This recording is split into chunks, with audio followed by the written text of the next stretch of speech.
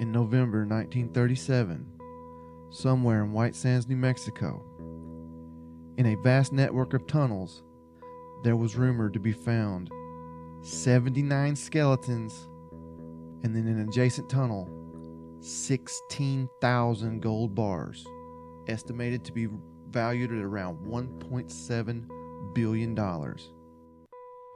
Does it exist, or was it simply one man's hoax?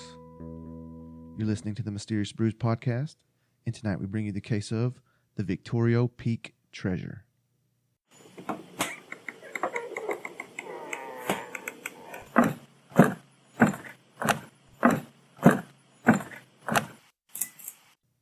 Welcome to a deep, dark, dank, moist basement somewhere in the bowels of Georgia. Hey, they don't call me two-take coach for nothing, boy. You nailed that one. Well, ladies and gentlemen, we have sent out all of our Patreon patrons their stickers. You new patrons should have those by the time you hear this. I ain't getting no damn stickers. I gave you a shit ton when you thought you was going out west. Oh, yeah. They're in my glove box. I got to take it back.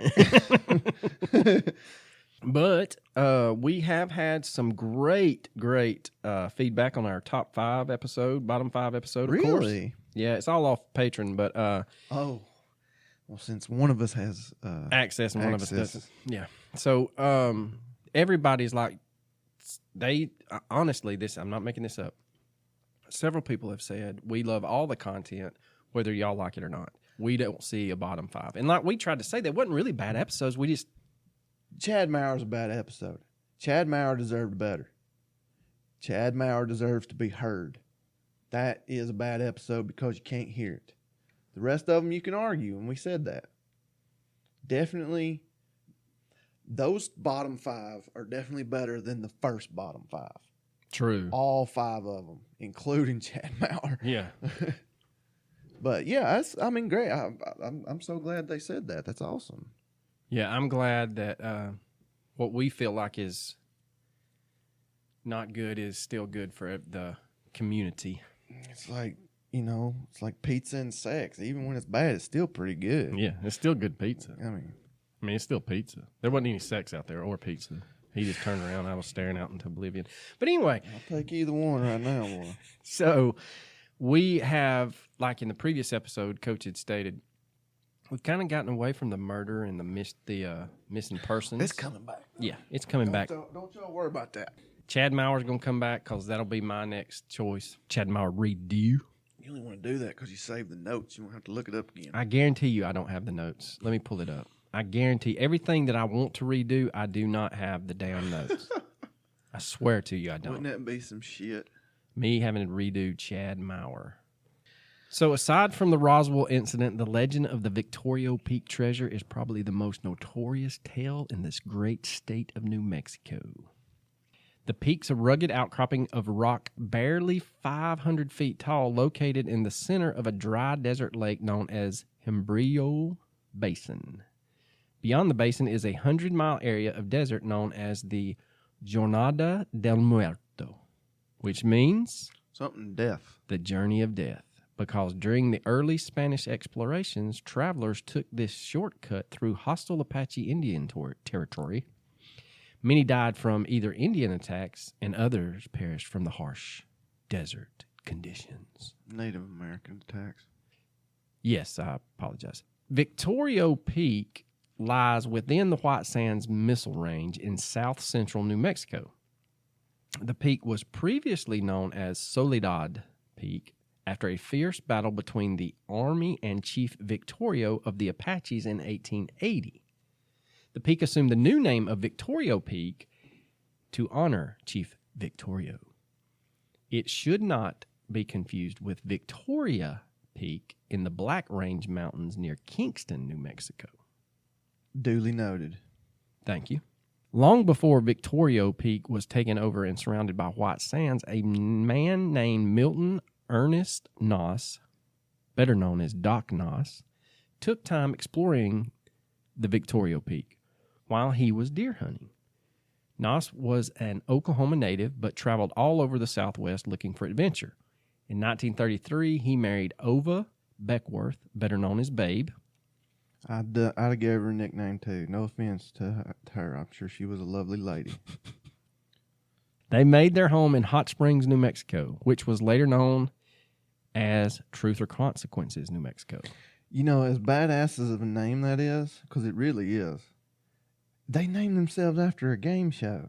That's exactly what I was about to say. After the television game show of the 1950s. It sounds stupid when you know the true story, but man, when you just hear it, Truth or Consequences, New Mexico, that sounds like a serious freaking town. What if they had like strip clubs everywhere? If I'm not mistaken, I believe that's where Cactus Jack, the professional wrestler, Mick Foley, I believe that's where he was billed out of. Interesting. But man, it sounds like you don't want to mess around in that town. So in November 1937, Doc, Babe, and 4 others left on a deer hunt into the Hembrillo Basin, setting up camp on the desert floor at the base of Victorio Peak. The men headed into the wilderness while the wives stayed at camp. Keep in mind, it is the 30s. Hunting by himself, Doc scouted the base of the mountain. When it began to rain, he sought shelter under a rocky overhang near the summit of the mountain. While waiting for the rain to subside, he noticed a stone that looked like it had, quote, been worked in some fashion. Reaching down, he was unable to budge it, but after digging around the rock, he got his hands under it. Lifting the rock, he found a hole that led straight down into the mountain. Doc saw an old man-made shaft with a thick wooden pole attached at one side. Doc thought he had discovered an old abandoned man shaft. When the rain finally stopped, Doc returned to camp telling Babe of his discovery. They decided to keep the discovery between themselves and to return later. Yeah, I would too. Well, shit, yeah. A few days later, the two were back at the site with ropes and flashlights. Testing the old wooden pole attached to one side, Doc decided quickly that he was not going to use it and dropped the rope down into the shaft. And then he proceeded down said rope. As Babe looked on from above, Doc inched his way down the narrow passageway into the mountain nearly 60 feet. Near the bottom, he encountered a huge boulder hanging from the ceiling, almost blocking his way. I'm thinking like Indiana Jones, big boulder. Well, yeah, but if it's hanging there, somebody had to hang it. Yeah, no, nobody ever went into detail, probably because no one else has ever seen what he saw. But finally reaching the bottom, Doc stepped into a chamber the size of a small room. On the walls were drawings, some were painted, and others were chiseled. They appeared to have been made by Native Americans. At one end of the chamber, the shaft continued downward. Once again, Doc began to descend, this time about 125 feet before the shaft again leveled off into a large natural cavern. Several smaller rooms had been chiseled from the rock along one of the walls. Stepping into the darkness, Doc was alarmed when he saw a human skeleton kneeling and securely tied to a stake driven into the ground. The skeleton's hands were bound behind its back. Apparently, the person had been deliberately left there to die. Apparently, my ass, if the hands are behind and he's tied to a stake, it ain't apparent, it's for sure. We was just playing hide and seek. We forgot. We forgot Billy. Son of a gun. I thought you were getting Billy. I got him last time. Within moments, he found even more skeletons, most of them bound and secured to stakes just like the first one he found. Exploring further, he found even more skeletons stacked in a small enclosure, much like a burial chamber. All told, he found supposedly 27 human skeletons in the caverns. As Doc continued to explore That's not what my research said. It said like 79. That's why I said it in the opening. Well, that's what I was going to come back to. Okay. Well, you do that then. Okay. As he continued to explore the side caverns, he found an enormous amount of treasure, including coins, jewels, saddles, priceless artifacts, including a gold statue of the Virgin Mary. He also found some old letters, the most recent of which was dated 1880. The treasure was only the beginning.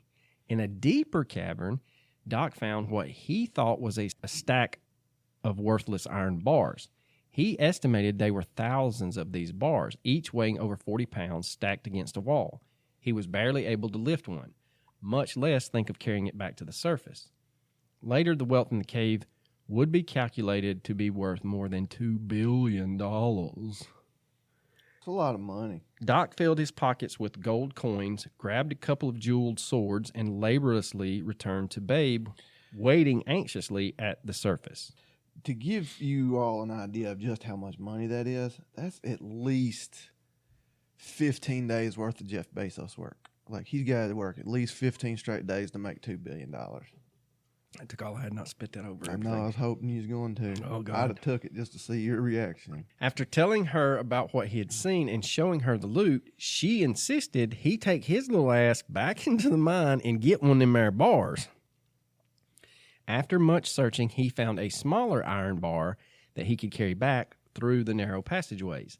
When he reached the surface, he told Babe, "This is the last damn time one of them babies I'm bringing out." Dang. Babe rolled the bar over and noticed a yellow gleam where the gravel of the hillside had scratched off what she assumed was centuries of black grime. What looked like a piece of iron was actually a solid golden ingot. What? Solid gold what? Ingot. What the hell's that? A bar. Didn't say bar. I just did.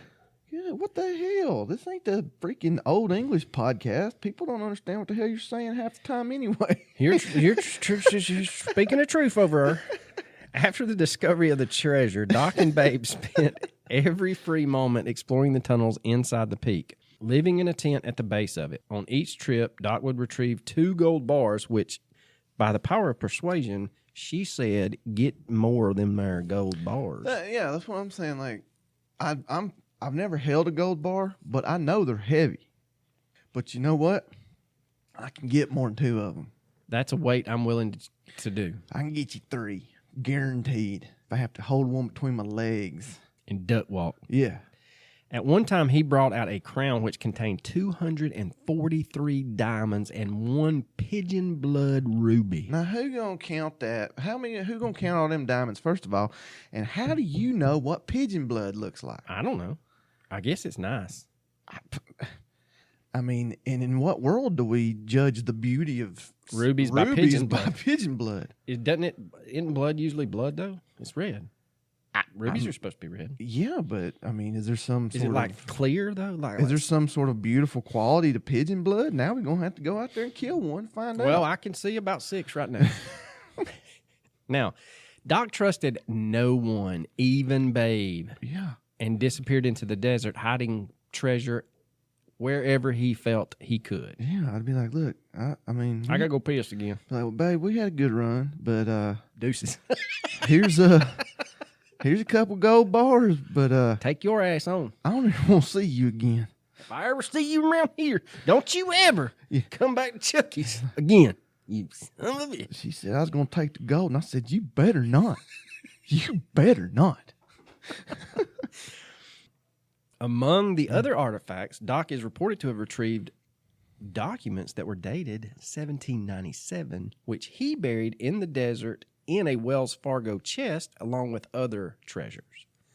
Although the originals have never been recovered, a copy of one of the documents was a translation from Pope Pius III. Well, how the hell do you know if it's a copy? How the hell do you know it's pigeon blood? I think we're hung up on fucking, I'm looking it up. Go ahead. Go on, you rant, boy. Go. I'm thinking that we've already solved it. That this case is bullshit. This guy's like, tell him it sparkles like the jewel from a virgin's butthole. Like, what? Yeah, and it had It is a designated GRS certified. No fucking way. Yes, sir. Show me what pigeon blood looks like. Show me what a pigeon blood ruby looks like. They're $32,000. Some bitch. It is beautiful pigeon blood. Let me tell you. That second one right there, that's some pretty stuff. Son of a bitch. Okay, so maybe they're on to something with pigeon blood. Those are beautiful. They are beautiful, but who made that shit up? Like, we got to certify these colors. What do you think there, Bill? Well, I just knocked the shit out of this pigeon. Does it look like that? My God, it does. Well, then, by God, that's our new name for it. All right, back to the Pope.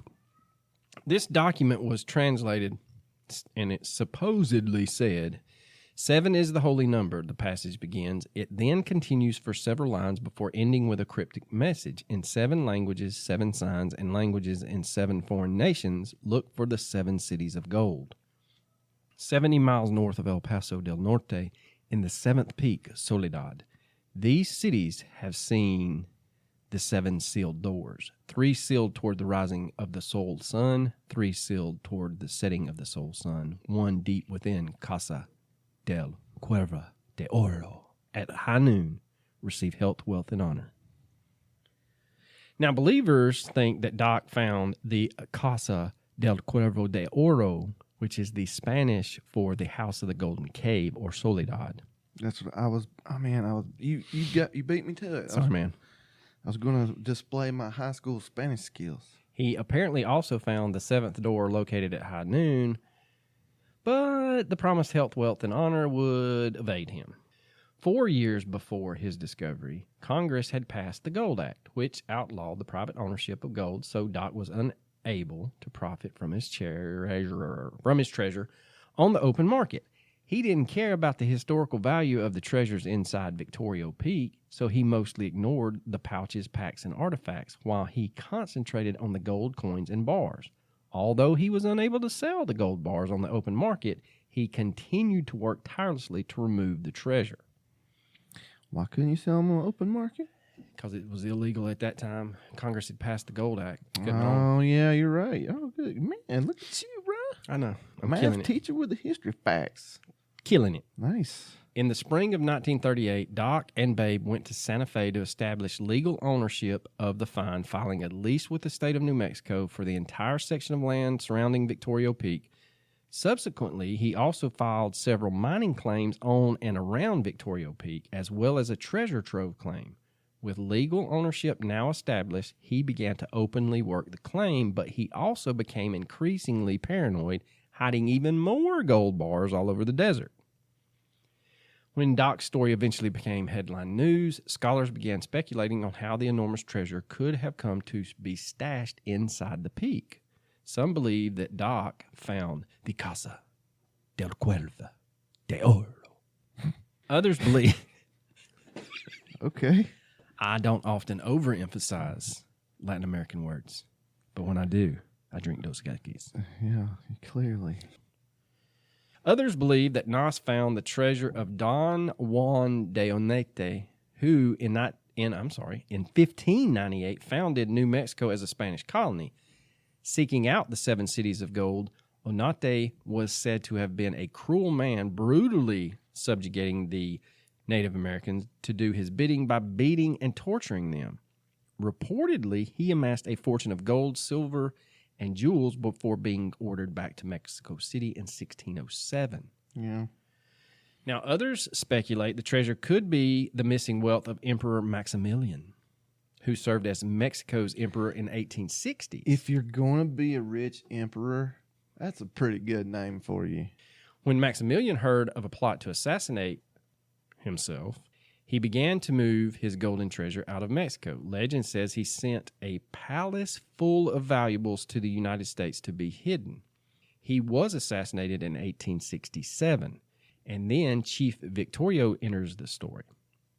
The most colorful legend associated with the treasure concerns the Great Warm Springs Apache war chief, who used the entire Hembrillo Basin as his stronghold. He absolutely refused to live on the San Carlos Reservation in Arizona, where his people died from hunger and insect bites. Victorio's land had always been in the mountains of New Mexico, and a treaty between the federal government in Washington and his band had promised they could stay on those lands as long as, quote, the mountains stand and the rivers flowed, end quote. With the discovery of gold in the mountains, the government does what the government always does. Yeah, they do's what they do's. And they broke that there treaty.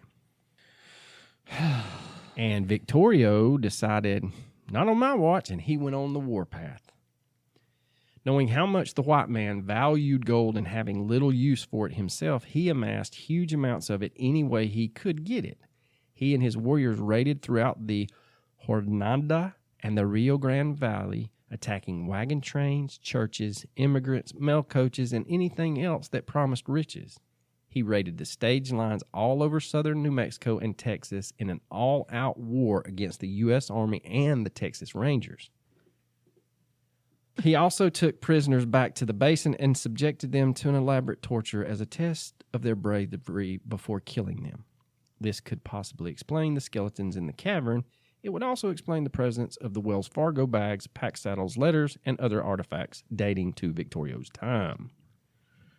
Another theory is that the treasure belonged to a Catholic missionary named Felipe LaRue, or LaRuse, as church documents are said to give his name. He was a native of France and was among the small group of priests who volunteered for service in Mexico. His party sailed to Florida, crossed the Gulf to Veracruz, and from there he went to Mexico City by ox cart. After a short rest, Padre LaRue left for the north, where he took up his work among the savages at a large hacienda near what is now the city of Chihuahua, reaching there in 1798. From the people at his new station, he heard stories of a magnificent source of rich minerals in the mountains to the north. If he was interested in the stories, he did not reveal it at the time. Instead, he continued with his teachings and ministering to the sick and spiritual needs of his small parish. Among his parishioners was an old man who had been an explorer and soldier of fortune during his youth. This man had traveled wildly and widely over the country to the north, and as Padre LaRue personally cared for this ailing old man, the two became good friends. Cue the rich music. One day, Padre LaRue asked about the riches which lay to the north, and the old man said that if the good priest wanted gold, there was a rich deposit of it located high in the mountains, about 2 days' travel from El Paso del Norte, which is the present-day site of El Paso, Texas. No way. I know that's a shocker. Are you okay over there? I mean, I am in complete and utter disbelief. Color left your face. According to the legend, the man said, quote, "After 1 day's travel from El Paso del Norte, you will come to 3 small peaks yet further to the north. Upon first sight of these peaks, turn to the east and cross the desert toward the mountains. In the mountains you will find a basin, where there is a spring at the foot of a solitary peak. On this peak you will find the gold." End quote. A few days later, the old man passes away. It was not until the crops failed that Padre LaRue thought of the solitary peak filled with gold. His little parish needed water and a better climate, and he called everyone together, asking if they would follow him northward. They all agreed, and the small party set out for the new country. After crossing El Paso del Norte, they followed the course of the Rio Grande to the small village of La Masilla near Las Cruces. North of there, they sighted the 3 peaks and turned east across the dreaded Jornada del Muerto, finally arriving in the San Andreas Mountains, not fault. After a couple of days of exploration, they located a basin in which there was a spring at the base of a solitary peak, just as the old man had said. Scholars also believe the basin was Hembrillo Basin, and the solitary peak, it was Soledad Peak, which is now modern-day Victorio. Padre LaRue established a crude camp and sent the men out to search for the gold the old man had promised was there. On one side of the peak, they located a rich vein and ultimately worked that mine for years. They tunneled into the mountain and followed the vein downward. The deeper they went, the richer the vein became. The little priests assigned dozens of monks and Indians to mine for gold, form it into ingots, and except for whatever was needed for supplies, stack it along one of the walls of a natural cavern inside the mountain. Word eventually reached church officials back in Mexico City that the hacienda had been abandoned and that Padre LaRue's tiny colony was missing. A search party went to investigate. When they returned and reported that the entire population had left for the mountains to the north, soldiers were dispatched with orders to locate the priests and demand an explanation.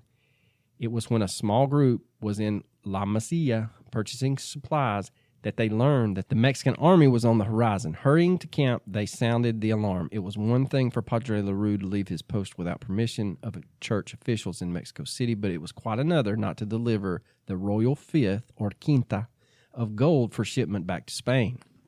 Padre LaRue was in a lot of trouble, and he immediately set about concealing all traces of the mine. Working day and night, knowing the soldiers were drawing closer, he had his little group labor to conceal the entrance. When the soldiers finally arrived and demanded to know where the gold came from that was used to purchase the supplies in La Masia, Padre LaRue refused to answer. He died under torture, as did many of his followers, and although the soldiers looked all over for evidence of a mine, they were forced to return to Mexico City with hats in hand. The Lost Padre mine, as it has been called ever since, went into the history pages as a misguided legend. That is, until the fall of 1939, when a man named, who? Doc. I forgot his name already. So supposedly that is what happened, or that is the origins of where the mine is actually, or the mine came from, how the gold got there. I think I'd believe it more if it was just like, oh, we just found a bunch of gold. No, you found perfectly square bars. You found crowns. You found all. I mean, come on. Where did it come from? Where did they get it? Who put it there? You telling me primitive Native American drawings on the wall, but you're finding perfectly molded bars. You're finding coins. Well, I mean, I don't know, man. Not saying it ain't possible, but well, in the fall of 39, I smell something. Doc wanted to enlarge the passageway, and he hired a mining engineer named S.E. Montgomery, and the two went to the mountain to blast out the shaft. The engineer suggested that they use 8 sticks of dynamite, which Noss said, I'm no expert, but I think that's too much. And I would have to agree with Doc. I'm thinking 8 might be too big. I say start with 1. Yeah, and if that don't work, go to 2. Build it up a little We don't start bit. with 8. 8's not your starting point. 8 sticks of dynamite in the 30s, that shit's so unstable. Yeah, that's why the people in the gold mines, the guys that lit the dynamite, made an extra $1 a day because most of them didn't make it out. Now, this, quote, expert supposedly wins the argument, blasts the 8 sticks, and guess what? He causes a cave-in, and all the shafts collapse. And Doc loses his ever-loving mind because he cannot gain entry. His gold mine? Oh! Look at you.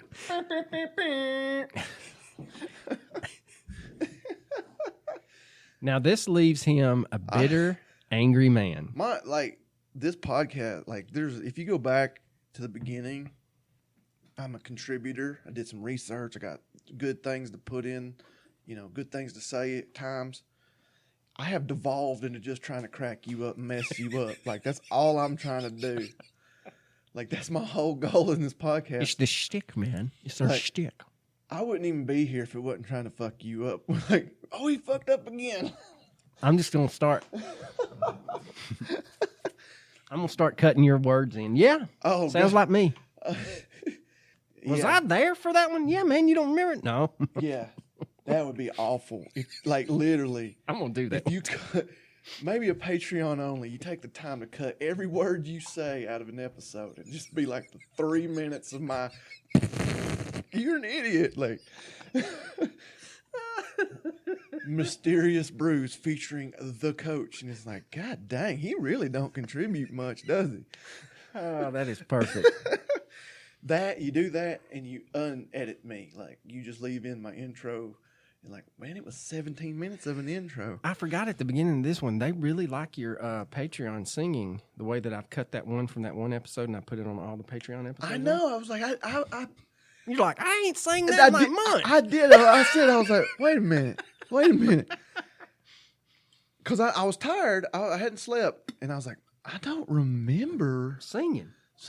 Did I sing? Self. Did I sing? What? Son of a bitch. That's funny. All right, we got new bonus content. We got plenty of bonus content now. Yeah, we do. Just a little time and a lot of patience. That's all you need. Makes all the difference. That's all you need. So Doc, pissed off, bitter, takes it out on Babe. and they divorced in 1945, November. 2 years later, he's not bitter and angry anymore, but he marries this woman Do named... you know how bad your marriage has to be for you to get a divorce in 1945? Your marriage is so bad that you don't give a shit about the war in the Pacific. Fuck the war effort. I'm getting away from this dude. Like, that's amazing. That's bad. Now, he marries Violet Lena Bowles. Now, this would complicate the ownership of the treasure claim for years. Now, instead of having thousands of gold bars to draw from, Noss only had a few hundred that he had hidden in the desert. I don't give a shit. I'll take a few hundred over nothing. I'll take One. Yeah. Just give me one. I mean, I'll leave you the hell alone if you just give me one. Becoming desperate for cash, Doc, along with another man, allegedly transported gold bars, coins, jewels, and artifacts into Arizona, selling them on the black market. For 9 years, Doc had attempted to sell his gold, but it was difficult finding buyers. I don't understand that either. I mean, it was a different time. Like you said, the gold standard and all that shit. But how do you not find somebody willing to buy a gold bar? Or better yet, smelt that shit down into manageable pieces. Hell, nick that shit and sell Shave it. Yeah, like fucking... You want to go panning? I'll hide some in some rocks.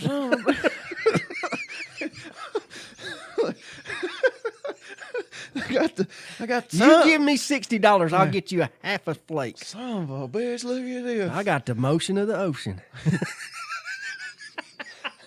I had done hit the flakiest flakes you've ever flaked, motherfuckers. Oh, man. That'll be a good one. No context. Flakiest flakes, you motherfuckers. In 1948, Doc met Charles Ryan, a Texan involved in drilling operations and oil exploration. How did I know a Texan was going to come and buy all this damn gold? In West Texas. I mean, he got the 6 shooters and everything. I'm picturing the dude off The Simpsons. Yeah. Yeehaw! Noss made an agreement with Ryan to exchange some of the gold bars for $25,000 to reopen the shaft. Meanwhile, Babe has filed a counterclaim on the entire area, and she said, it ain't all yours, brother. Denied entry by the courts until the legalities could determine the correct legal owner. Doc feared Ryan would back out of the deal. Sensing a double cross by Ryan, Doc dug up the gold that was to be used in the exchange and reburied it in place where Ryan didn't know. Ain't that just what they do? The next day, March 5th, 1949, Ryan arrives at the area, insisting they discuss the problem of what happened to the gold. However, Noss demanded to see the money before revealing the new hiding place. Ryan hinted that if Noss did not reveal the whereabouts of the gold, Doc would not live long enough to enjoy it. A strong argument ensued, and Noss, pissed off, headed towards his car. Ryan fears Doc was going to get a gun and fires a warning shot in Doc's direction, demanding that Noss back away from the vehicle. Doc refused, and Ryan fired again, shooting him in the head, killing him instantly. So just 12 years after discovering the treasure, he died with $2.16 in his pocket. That's not a lot. Even in 1949, that's not a lot. Ryan was charged with murder, but was later acquitted. Even back in 1949, if you had money, you got a great defense team. I mean, that's the way it's always been. Hell, you probably didn't even have a defense team. You just say, hey, man, I got this money. You want it? You're acquitted. Sold. I own some oil in Texas. Y'all kiss my ass. Yeah, there it goes. So as the years passed, Babe held on to her claim at Victorio Peak, occasionally hiring men to help her clear the shaft. However, it was a slow, arduous process. Oh, her shaft? They had to clear her shaft? Yes, they did. Heavy equipment.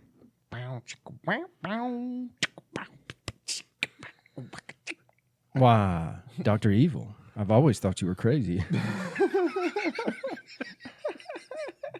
So, in 1955, the White Sands Missile Range unexpectedly expanded their operations to encompass the entire Hembrillo Basin. Babe began a regular correspondence with the military requesting permission to work her claim, but she was always denied. From that moment on, every attempt of Babe's to clear the rubble from the blocked shaft was met with a military escort out of the area. So they weren't very good at clearing her shaft, were they? She left so unsatisfied. Even military men couldn't satisfy her chefs.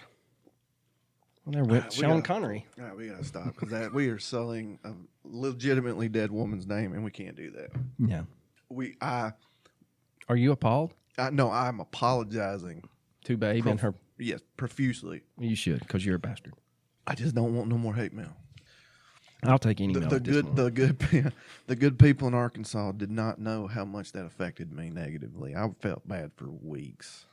Now, this was the beginning of a long legal battle over the ownership of the claim. So the military says that the state of New Mexico and the officials on November 14th, 1951, withdrew prospecting, entry, location, and purchase under any mining laws, reserving the land for military use only. However, disputing the military's claim, New Mexico officials stated that they leased only the surface of the land to the military. Further, they stated that underground wealth in whatever form it took belonged to the state or to any legal license holders. Becoming even more complicated, a search of mining records failed to turn up any existing claims, including that of Doc. Do you mean that the military may have gone in and took out the claims? In the 50s? Never happened. Additionally, the actual land where Victorio Peak is located was not owned by the state of New Mexico, but rather by a man named Roy Henderson, who had leased it to the Army. The dispute was finally worked out when a federal court issued a compromise of sort, which stated the Army would continue to use the surface, but no one would be allowed on the property without the Army's consent. In effect, no one could mine, and that included the Army and Babe. Now, even though the military refused any of Babe's efforts to work her claim, it apparently did not refuse other military personnel from exploring the portions of Victorio Peak. 2 airmen from nearby Holloman Air Force Base would later say that they had found the gold cavern from another natural opening in the side of the peak. Those soldiers were Airman First Class Thomas Burlett and Captain Leonard V. Fage. It's not spelt that way. I don't know why that made me giggle, but I giggled a little. I'm sorry. They said they had approximately found 100 gold bars weighing between 40 and 80 pounds. Each? Dang. In a small cavern. That's a big old bar. After the discovery, Fage told several people that he had caved in the roof and walls to make it look like the tunnel ended. Neither man, being familiar with laws governing the discovery of treasure on military base, went to the judge advocate office on Holloman to confer with Colonel Sigmund Gasewitz. Now, there were 2 military commands involved. I'm trying, guys. I'm sorry. This is so much better than the damn Russian one. Yeah, that was rough. Burlett and Fage formed a corporation to protect what they had found, as well as making a formal application to enter White Sands for a search and retrieval of gold. However, White Sands issued a declaration expressly forbidding them to return to the base. In the summer of 61, upon the advice of the director of the Mint, Major General John Schenkel, that's another good one, of White Sands, allowed Captain Fage and Captain Orby Swanner, Major Kelly, and Colonel Gorman to work the claim. On August 5th, Fage and his party returned to Victorio Peak, accompanied by the commander of the missile range, a Secret Service agent, and 14 MPs. Try as he would, Fage was unable to penetrate the opening he had used just 3 years earlier. General Schenkel finally had enough and ordered everyone out. Later, Fage would take a lie detector test, which would allow him back on the missile range, but to no avail, and Fage and Burlett were left empty-handed. Or were they? There are people that say the CIA were involved with facilitating removal of the treasure and gold, possibly involving approval or direction from President Nixon himself. Various parties who claim to have extracted a few bars from Victorio Peak or were associated with such explorations have been since threatened, moved away, or died in suspicious circumstances. And then there's the time in early June of 1963 that President Kennedy and Vice President Johnson visited White Sands, which sources claimed included a visit to Victorio Peak. Following JFK's assassination, B-24 flights began carrying Victoria Peak gold to a ranch in Mexico, which was owned by President Lyndon Johnson, who had purchased it from the Mexican president, President Alaman. I was going to say that. Why you always telling everything? Then I just get to sit here playing Candy Crush. Now, what's key in all of this to chase this conspiracy theory is a man named Jim McKee. He is a gold investor in Delaware. He states he was approached in 1989 by representatives of a Texas man named Billy Carr, who purportedly had been a friend of LBJ. McKee was told that Carr was working with the Johnson family to unload 6 million ounces of gold that was, quote, part of a treasure removed by the U.S. Army from Victorio Peak, end quote, and that it was located in underground bunkers somewhere on the Johnson Ranch.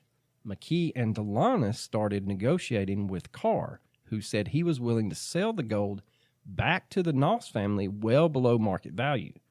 The Johnsons couldn't sell the gold on the open market because they had no legitimate background claim to it. The Nosses, on the other hand, did. The gold was to be shipped to Canada, refined, and sold there. This is all according to Carr's story. Now, whether Carr was really working for the Johnsons cannot be proven, and McKee never saw the gold. What does seem clear from documents is that McKee and Delanis negotiated with Carr between 89 and 93, and in 93, Carr passed away. They continued negotiating with his partners until 1998. There were attorneys and CPAs in the U.S. and Canada that were involved. McKee's attorney put up $70,000 at one point to fund an initial shipment of gold, and that deal fell through, and the $70,000 was returned. Really? I would have never expected to hear that. I was about to say, man, this sounds like a scheme, dude. But they returned the money? Now, this all has the markings of a scam, but 9 years is a long time to run a con, only to give back $70,000.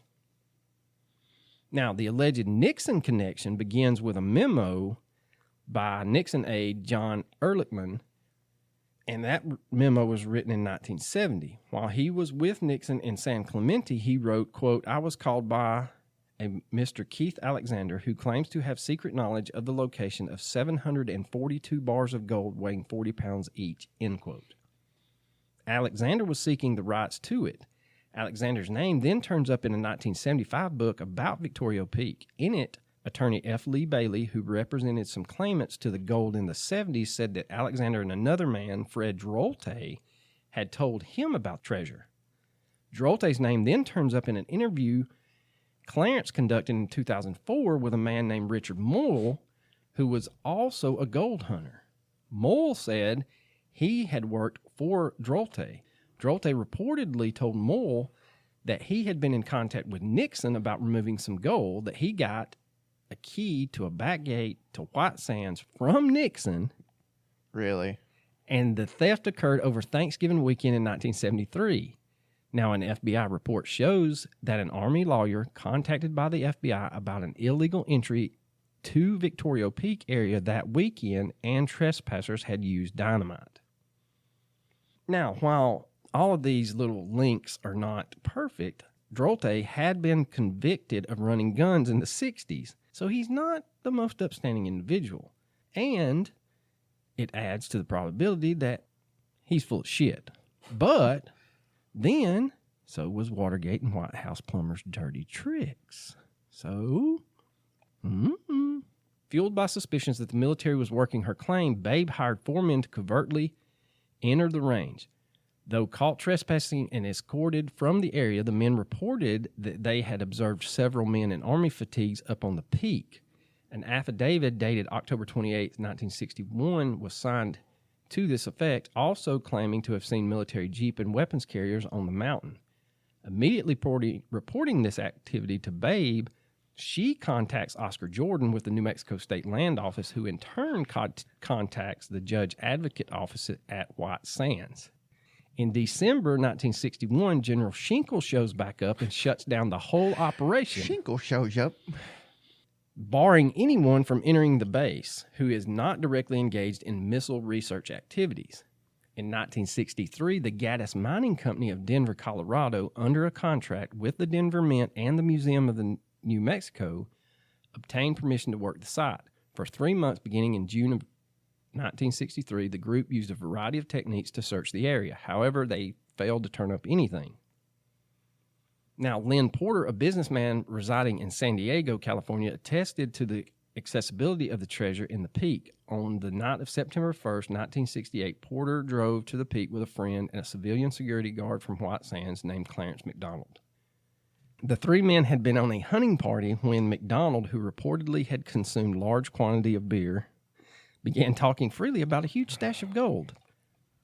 Porter and his friends were amused at his story, and McDonald, to prove that he was not lying, took the two men to Victorio Peak. A narrow passage through the rocks kept the bulky Porter from following the other two men into the peak. He stood guard while McDonald and the other man descended into a large cavern, returning with a crudely formed gold bar roughly 2.5 inches wide by 7 inches long. The gold, Porter's friend stated breathlessly, ran in a tremendous stack along one side of the cavern, stretching approximately 200 yards. The two men told Porter they had taken one of the smaller bars from the stack because they felt it would be easier to handle than one of the larger bars in moving through the long, difficult passage. After some discussion, the men decided that Porter should take the bar to a close friend of his who worked in the provost marshal's office in nearby Fort Bliss, Texas. Possession of gold was against the law, and the men reasoned that the bar would provide evidence to bring about an authorized legal expedition to remove a vast quantity of gold. The men believed that Porter's friend was in a good position to help arrange an official government expedition to claim the gold. Porter subsequently brought the gold bar to the close friend, who was an Army major. The major takes the bar and told Porter to check back within a couple of days.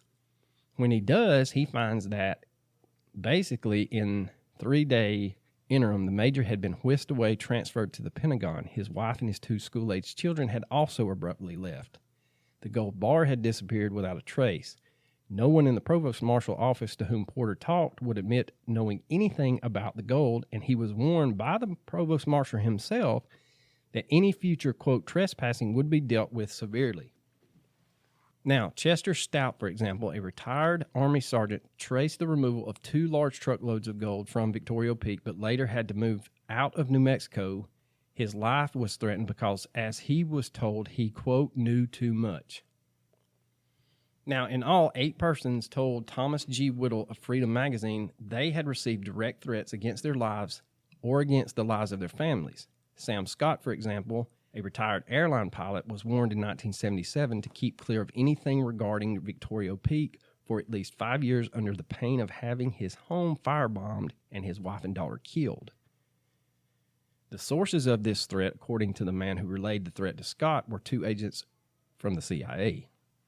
The daughter of another man, Harvey Snow, died from a gunshot wound in the head after Snow had disregarded repeated warnings in regard to the peak. Thayer Snipes of El Paso, Texas, swore on an affidavit regarding another death. Now, this is a little hard to go through, but I'm going to try it anyway. Thayer Snipes, first being duly sworn on my oath, states that in the latter part of 1972, I had stopped by the airport Chevron station at the corner of Airway Boulevard and Montana Avenue in El Paso, Texas, to visit with a friend, Frank Foss, owner of said station. That while visiting Foss, a man we both knew, E.M. Guthrie, drove into the station in a late Model 4 Thunderbird. I had known E.M. Guthrie for about 3 years prior to this meeting and knew him to be a husband of Letha Guthrie, stepdaughter of Milton Doc Noss. I knew Guthrie had taken an active personal interest in the fate of gold located in Victoria Peak by Doc Noss. I walked over to Guthrie on this occasion in 1972, greeted him, and invited him to dinner with myself and Frank Foss. He seemed very disturbed, nervous, and agitated and refused my invitation to dinner, saying, "I'm running for my life." He also said, "The mob is after me." 3 or 4 weeks later, Frank Foss told me that E.M. had called him and said he was in Central America. About a month after that, I heard E.M. had been beaten to death in California. After he had been beaten to death, according to the information I received, his body was put into his car, and the car was doused with kerosene, gasoline, and set aflame. Now, Bill Shriver, an international dealer in precious metals, proved very helpful in the investigation until his death brought the total still higher. According to a close relative interviewed by Freedom Magazine, Shriver was murdered. The relatives said that Shriver was, quote, beaten up in California, beaten about the kidneys and head, and died of his injuries, end quote. I mean, that's pretty distinct if that's the only two places. I mean, you skipped a whole bunch of places you could have beat him. You could have worked your way up or worked your way down, but you skipped right over some stuff. Edward Atkins of Decatur, Illinois, had been a claimant to the Peaks Gold and was vigorously pursuing the claim via an attorney, Darrell Holmes of Athens, Georgia, when Holmes died under mysterious circumstances. According to Atkins' son, John, not John Holmes, possessed key materials which were being used to press the Army into allowing Atkins and Holmes access to the peak. These materials included tape-recorded sessions wherein Lyndon Johnson discussed the disposition of some of the gold bars on his ranch, disappeared from Holmes' office at the time of his death in February of 1977. Edward Atkins himself died reportedly of a heart attack in April of 1979 while returning to Illinois from El Paso on a matter pertaining to the claim. Lyndon Johnson's name looms large, with various sources claiming that the president was instrumental in the planning and execution of the removal of the gold. The charges concerning LBJ's involvement are, 1, a retired White Sands Missile Range security guard residing in El Paso, Texas, indicated that he observed Johnson and former Texas Governor John Connally spending about 10 days in the area near the peak in the 60s. According to the security guard, Johnson and Connally headed a team which brought in sophisticated excavation equipment to remove the gold from the peak. And they brought in their own security guards. 2, a retired U.S. Army officer said that while on duty at the Provost Marshal's office on White Sands Missile Range during the period of LBJ's presidency, he was visited by 4 men in a late model Cadillac who sought permission to drive to the peak. One man, a Mr. Moon, said that he was from the White House Secret Service detail, and he showed the officer a green laminated car which stated Secret Service Division of the White House. Another man, an engineer named Richard Richardson, told the officer that he was a boyhood friend of Lyndon Johnson's and that he had personally counted 18,888 gold bars in one stack in the peak, each weighing approximately 60 pounds. 3, Bill Shriver, before his death, told the writer of Freedom Magazine that he had a copy of a transcribed order from Lyndon Johnson describing in detail how the president wanted a military escort to handle the supply of gold taken out of the peak and taken to his ranch. Shriver also said that he had copies of other presidential messages, several initialed by LBJ, dealing with the illegal removal of the gold. A source interviewed in Mexico stated that it was common knowledge in the towns of Jimenez and Camargo that Johnson's 110,000-acre ranch in Chihuahua served as a storage for the gold and was flown in by 4-engine propeller-driven aircraft in the late 60s. Another report states that the gold from Chihuahua went to Vancouver, British Columbia, during the period of Johnson's presidency. According to this source, a B-24 was used to transport at least 7 loads of 20 tons each. Damn, that is a lot. I don't know how to explain that other than saying that's a lot of gold. Now, this just goes on and on. There's more and more detailed accounts of LBJ had something going on with this. Well, I don't think anyone would ever accuse LBJ of being completely honest. Just saying. But he was president, so clearly he's they all lied. Now, supposedly, 25 million troy ounces. No idea how much that is. That's what they used to measure gold. Was said to come and smelted into old Mexican bars of 50 pounds apiece. And then they were shipped to Switzerland. So basically, you can go on and on. So basically, they found a supposed crap ton of gold in this place. Well, 96 million troy ounces, valued at $320 an ounce, is nearly $31 billion. Let's get into F. Lee Bailey and wrap. I did not expect to hear that name. But so, okay, let's do it. The same F. Lee Bailey that got O.J. acquitted was representing a group of clients in the excess of 50 names, including Babe, Phage, and a bunch of other people. And the Army gave them a 2-week time limit to excavate the peak in 1977 called Operation Gold Finder. Unfortunately, Babe passed away in 79. Her grandson, Terry Delonis, continued the family tradition. And by this time, she is featured in an episode of 60 Minutes with Dan Rather about this operation. Now, today, the Army's official position on the whereabouts of the gold remains guarded, maintaining that the burden of proof rests on the accusers. Many members of the Noss family and friends believe that the military exploited Babe's claim and that the treasure is now gone. However, Terry Delonis stated, quote, "We're not accusing the military of stealing the gold, but I feel that the Department of the Army in the 60s treated my grandmother unfairly. However, we've worked very hard over the years to establish a working relationship with the military, and we're certainly not going to jeopardize that by accusing them of theft," end quote. Now, supposedly they have photographs, affidavits, and relics of the gold that the Noss family actually still has. Now, Phage, going back to Phage, it reads like a damn top secret movie. He says that a 5-day dig in August of 1961 was carried out as a top secret project, and it was heavily censored by a Secret Service report that General Schenkel and Agent Lilburn Pat Boggs from the Secret Service Albuquerque's office were involved. Why all the secrecy, though? I don't know. A heavily deleted August 31, 1961 Secret Service memorandum obtained by Freedom Magazine shows that on that date, the Missiles Range Provost Marshal met with Pat Boggs in the Albuquerque Secret Service office. The Provost Marshal stated that he was seeing Boggs at the order of the Missile Range Commander. According to the memo, the commander, General Schenkel, quote, "was anxious to determine the degree of interest," end quote, of the Secret Service in the gold. The memorandum goes on to state, Boggs records that the interview with the Provost Marshal was interrupted by a telephone call from the Holloman commander who wanted to know why the Treasury Department would, quote, "permit exploration of tunnels on weekends." The provost gets pissed off and says, Then the Federal Reserve Bank in El Paso, Texas gets involved. Now, there's authenticated affidavits stating that Phage and Bartlett did find the gold, and they were told to dig not from General Schenkel, but from the Secretary of the Army, Elvis J. Stahl, Jr. Now, New Mexico law is quite clear on the point that there can be no mining or treasure troving on any land in the state without approval from the state land office. In carrying forward with a top secret project, neither the Army nor the Secret Service consulted with the state land office.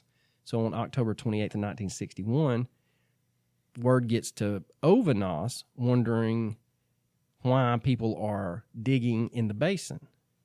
Now, this reaches Oscar Jordan, general counsel for the state land office in Santa Fe, that her claim was being jumped. She sends out a supervisor from the state land office, Florsheim, to investigate. He writes a memo dated November 6, 1961, that he contacted Colonel Jaffe, the White Sands judge advocate, and told Jaffe that he wanted to make an investigation of the land down there in question to determine if any activity on the part of unauthorized personnel had taken place. Florsheim said the colonel was not cooperative. He indicated that if necessary, he would secure a court order from the U.S. District Judge. Colonel Jaffe attempted to assume and assure Florsheim that this was all a myth. Now, Jaffe was confronted with affidavits, and when informed of said affidavits, Colonel Jaffe became quite upset. So Florsheim eventually gets the military to stop digging. Now, the Gaddis mining team ran out of its allotted time in the Operation Gold Mine or gold excavation, and, quote, they were requesting a 90-day dig, but were given 3 days. Quote, "We didn't give up," Smith told Freedom Magazine in reference to the 1963 expedition. "We just ran out of money. We had spent $100,000, and when we ran out, we were getting close to where Phage found the bars." Sam Scott charged that the expedition was conceived to fail. "I originally made arrangements for a 60-day expedition. The Army cut that down to 30 and then to 10. After 19 years, this was a catastrophe. Phage told newsmen during Operation Goldfinder it's entirely different. There are timbers in the passages now. It's all shored up, and the gold is gone. One source familiar with the history of the peak, who asked to remain unidentified, described the mountain as being like a hotel. There were 5 layers of caverns in the mountain. The top caverns or rooms held as little as 10 or 15 tons of gold. The bigger caverns were not all cleared out until the 70s. And Operation Goldfinder was a big show.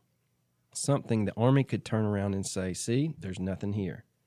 Now, according to several resources, Lady Bird Johnson, the same widow of President LBJ, reportedly called White Sands every day during the expedition in order to be kept posted. Thomas G. Whittle for Freedom Magazine states that he tried to reach Miss Johnson in 1986, but was told that any questions had to be submitted via a staff assistant in Austin. The answer then came back that, quote, Mrs. Johnson has no knowledge about the phone calls at all. The assistant said that Lady Bird was entertaining friends here at the time of the expedition, and she asserted, Miss Johnson just doesn't do things like that. It would be out of character for her, end quote. Leonard Phage, who is basically hat in hand, speaks at a Lions Club luncheon in Milwaukee, only to be threatened that night on the telephone. Then there was the time that he was told at supper what his kids had for lunch in the school cafeteria, their route to and from school, and a nasty voice said that their lives were in danger. An interview with his daughter Jan confirmed the fact of the threats which plagued the family. In 1971 or 1972, shortly after moving to Denton, Texas, she received a phone call from Phage himself telling her that he had just received a call threatening all 3 of his children if he did not keep his mouth shut about the gold. He called her to see if she was all right. The caller knew where all 3 of his children were. He even knew that Jan had just taken a job at a diner in Denton. The bewildered Phage told his daughter that with the operator's help, he was able to trace the call to Kansas City, Missouri. According to her, she returned to the family home in Wisconsin. Not too long after that, she heard a threatening voice on the phone, and the male caller told her unless her father shut up, he was going to die. Similar threats were made to others. Harvey Snow, for example, was told over the phone where each of his 5 children were by geographic coordinates, including a son who was on a U.S. Navy ship in the Pacific at the time. Snow was told to stay away from White Sands missile range or his children would be killed. He disregarded this warning, and his youngest daughter was found shot to death the day after. A grandson of Ova Noss described an apparent attempt on Ova's life. Shortly after the expedition, someone entered her house at night, forcing their entry into a window. The intruder turned on the gas on the stove, and if the grandson hadn't got there when they did, within 10 or 15 minutes, she would have been dead. As it was, she was hospitalized. He also mentions that after the expedition, her home was broken into 3 or 4 more times. Various items connected to Doc's treasure were stolen. By the end of 1979, both Leonard and Ova, the 2 major living claimants of the gold, were dead. So the question is, did the U.S. Army, LBJ, and Nixon all work cohesively to steal the treasure, or was the treasure real? Because your article, Coach, said that it could have been a faux pas. So there's people out there, wrapping this up, putting a big bow on it, there's people out there. Now let's give a big summary. That says, we just did, that says that this whole thing, that Doc made up this whole thing, but all of this information that I turned up says not only was the Army looking into it, you had other people looking into it. And Unsolved Mysteries does an episode on it, and then I think their 3-year anniversary, they do a follow-up episode accounting Phage and Bartlett's account of them finding it. And then when Phage goes back, he states that all the tunnels have been shored up. So, I mean, I think there's enough circumstantial evidence out there that there was something in that mountain. Where that gold went, there's no telling. A lot of people say it's in Fort Knox, but supposedly Fort Knox is empty. Fort Knox ain't empty. It just ain't got as much as people, the government wants you to believe. So theories, my theory is there was treasure in there. Was it as in-depth as the early accounts make it? Was it more than just gold? Who knows? But at the time, there was a lot of secret shit going on with the Cold War. So they could move all this stuff. And White Sands, we didn't have Google Earth, and you couldn't go out there and look and stuff like that. But I mean, there's a lot of evidence that says the government was either A, trying to find it, or did find it and moved it. I think this treasure really existed. I don't think it's there now. I think it's bullshit. I think the entire thing is a crock of shit. An hour of your life wasted. I'm just being honest with you. He completely lost me when it was bars and coins and gold, fucking pigeon blood's what lost me. Okay, You just tuned out after pigeon blood. I was done. I'm sorry. I really think that. I think it was a hoax, man. You do? I really do. I know you found that article about you think that he made the whole thing up. Yeah, and all these people just ran with it because it's conspiracy theories. People just add to it. It's like a big game of telephone. True, I see that. You know, people trying to make LBJ look bad, then they're trying to make Nixon look bad, and they're trying to make everybody else look bad. I think it was complete bullshit. Well, if you're interested, and we'll jump into recommendations, and I'll go first. But my recommendation is there's a lot of stuff out there. There's a couple of YouTube videos. Actually, there's not. There's like 6. That's more than a couple.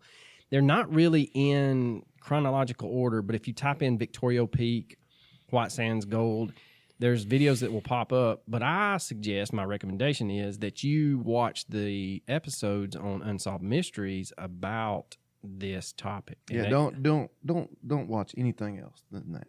I mean, because they do a great job. And that's where we've originally found this idea, and then it turned into this great, enormous beast. Yeah. Because, Unsolved Mysteries did a good job on it, and then they had an update on it. So, yeah, watch both of those. The Dennis Farina versions are easy to find on YouTube. You might be able to still find the 60 Minutes with Dan Rather that discusses it, but I didn't try. So your recommendation? I just did it, Unsolved Mysteries. Okay, so we both agree. Yeah, we got the same recommendation. Yeah, that's the first. Well, Coach, you got anything else? I could not possibly have anything else. Deuces.